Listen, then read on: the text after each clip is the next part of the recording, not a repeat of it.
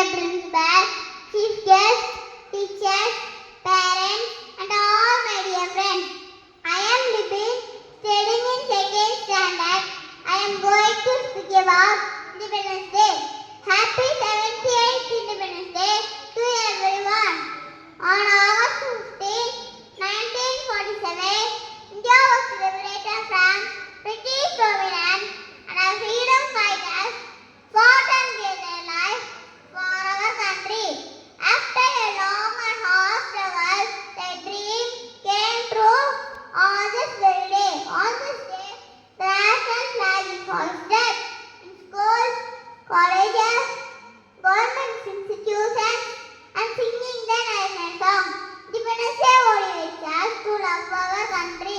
Independence Day is not just about enjoying a holiday. It's about celebrating our freedom, remembering our brave freedom fighters. I'm happy to be an Indian and I love my country. Dear friends, let us work together to make our country the best in the